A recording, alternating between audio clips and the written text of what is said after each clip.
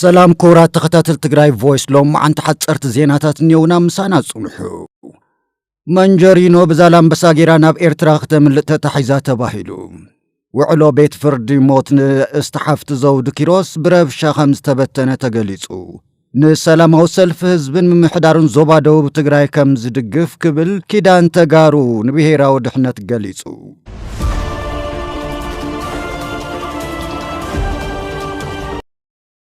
መንጀሪኖ በዛላምበሳ ጌራ ናብ ኤርትራ ከተምልእተ ተሒዛ ተባሂሉ ሎሙ ረፋድ ከባቢ ሰዓት 4 ሰዓት ወይዘሮ ፈትለ ወርቅ ገብረዝጋብሔር ምስ ሰለስተ ዓበይቲ ሰበስልጣን ሕዋሕት ኮይና ብሓንቲ ቪኤት መኪና በዓዲግራት ገይራ ናብ ኤርትራ ክትከይድ ኣብ ቀርሰበር ዝርከብ ኬላ ከም ዝተሓዘት ተሓቢሩ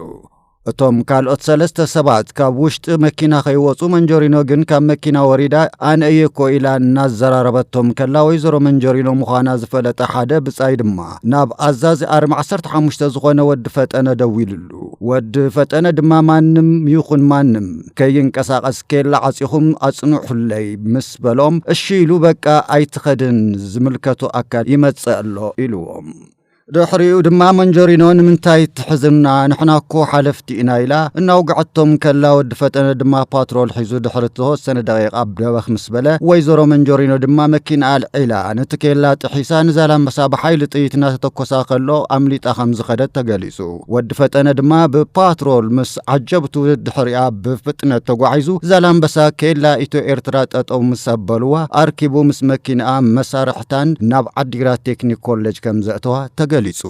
ውዕሎ ቤት ፍርዲ ሞት ንእስተሓፍቲ ዘውዱ ኪሮስ ብረብሻ ከም ዝተበተነ ተገሊጹ ጉዳይ ምርመራ ቅትለት ዘውዱ ሃፍቱ ዝርኢ ዘሎ ማእኸላይ ቤት ፍርዲ ዞባ መቐለ ብዝዕለት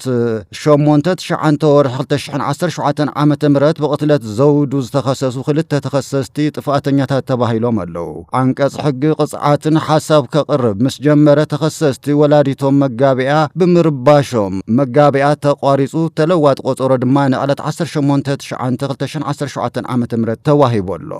ንሰላማዊ ሰልፍ ህዝብን ምሕዳርን ዞባ ደቡብ ትግራይ ከም ዝድግፍ ክብል ኪዳን ተጋሩ ብሔራዊ ድሕነት ገሊጹ ኪዳን ተጋሩ ንብሔራዊ ድሕነት ህዝቢ ደቡብ ትግራይ ብሰልፊ ንዝገለጾ ኣርማ ዲሞክራሲ ንዝኾነ ህዝባዊ እምቢታ ሙሉእ ድጋፍና ከም እንህብ ንገልጽ ዝበለ ኪዳን ተጋሩ ንብሔራዊ ድሕነት ሰላማዊ ሰልፊ ህዝቢ ዞባ ደቡብ ትግራይ መቐጸልታ ናይ ዝሓለፉ ብኣፈሙዝ ዝተዓፈኑ ህዝባዊ እምቢታታት ኮይኑ ትግራዋይ ፖለቲካዊ ንቕሓት ንኸዛይድ ዝተወሰደ ሕርያ ምዃኑ ንኣምን ክብል ሓቢሩ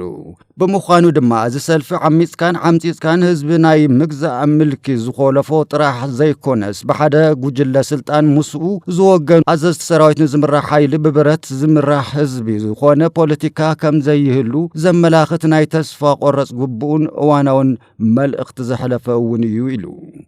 በአውሮ እዚ ህዝባዊ እምቢታ እዚ ንኻልኦት ከባቢታት ትግራይ ዘሕልፎ መልእኽቲ ብሔራዊ ሓድነት ስምረት እንተጋሩ ኮይኑ በወታደራዊ ኣፈሙዝ ተዓፊና ንዘላ ትግራይ ሓራ ዘውፅእ እውን ዘሸክሞ ታሪኻዊ ሓላፍነት ብዝግባእ ከም ዘዋፃእ ዘመላኽት ናይ ሰላማዊ ምኽንያታዊን ፖለቲካን ካሊእ ብስራት እዩ ኢሉ ብዓብዩ ድማ ትግራይ ኣብ ብሔራዊ ሓድነታን ባህግታታን ከም ዘይትዋገን ኣርማ ሰላማዊ ፖለቲካ ቃልስን ትኾነሉ ዕድል ዘንጸፈ ዘላቒ ወለዳዊ ሰላም ዘውሕስን ብምዃኑ ኣብ ጎኒ ህዝብን ምምሕዳርን ዞባ ደቡብ ትግራይ ኮይና ቃልስና ከም ንሕይል ንገልጽ ዝበለ ኮይኑ ዞባ ደቡብ ትግራይ ብዕጡቕ ሓይልን ምግባጥ ናብ ርቱዕ ጉጅላዊ ምልክን ምምላስን ዝግበር ዘሎ ሸበድበድ ኣትሪርና ንኾንና ብህጹጽ ደው ክብል ድማ ንጽውዕ ኢሉ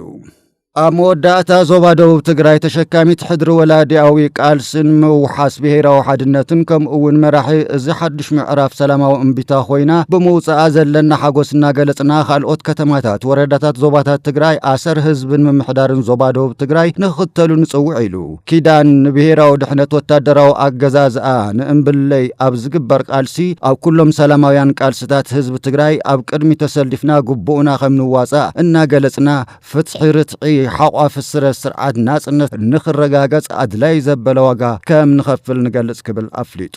ባርከስ ኩራት ተኸታተልቲ ትግራይ ቮይስ ሎማዓንቲ ዝነበሩና ሓጸርቲ ዜና ንዚኦም ይመስሉ ቻናልና ሳብስክራይብ ብምግባር ስድራ ይኹኑ ሰላም ድምፂ ትግራይ ትግራይ ቮይስ